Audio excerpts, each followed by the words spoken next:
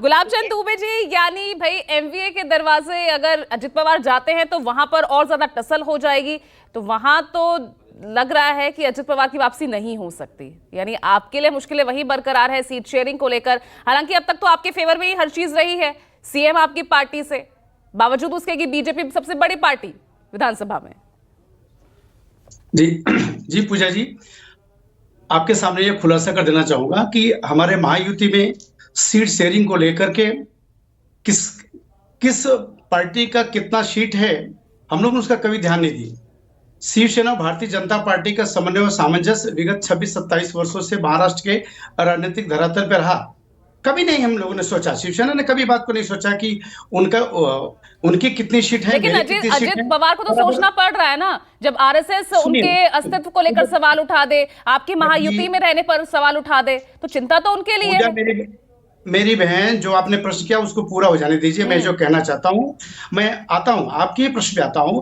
मेरे कहने का मतलब कि यहाँ हमारे जिस ढंग से, जिस तरीके से महायुति के बीच में जो हमारे दो प्रवक्ता मान्यवर गद्दार शब्द कह रहे हैं, अरे आदरणीय अजित पवार दादा ने ये शब्द अपने बहन के प्रति कहीं कहीं एक पारिवारिक भावनाएं उद्वेलित हुई, उस भावना के प्रति उन्होंने कहा, अपने बहन के आदर के प्रति उन्होंने कह दिया कि मुझसे भूल हुई, मुझसे गलती हुई।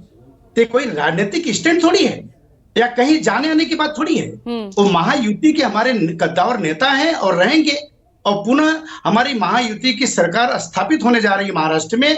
और जो हमारी बहन, हमारी भावना, हमारे भाई किशोर जी गद्दार, मैं आप लोग से पूछना चाहता हूं कि किशोर जी, आदरणीय उद्धव ठाकरे साहब, आदित्य ठाकरे साहब की कभी भावना बदलेगी? इनको कभी अनुभूत होगी, कभी महसूस होगा कि इन लोगों ने क्या किया? हिंदू हृदय सम्राट माननीय बाला साहब ठाकरे के विचारों का हनन करके, माननीय बाला साहब ठाकरे हमेशा कहा करते थे कि हमारे ठाकरे कोई भी मंत्री पद पे नहीं जाएगा, कोई भी हमारे सत्ता में शामिल नहीं होगा।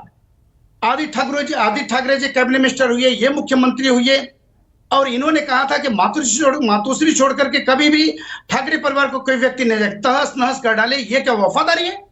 अरे आपके मुख से आप असंसदीय भाषाओं का उपयोग करके आप अपना मातहत करते हैं किशोर जी।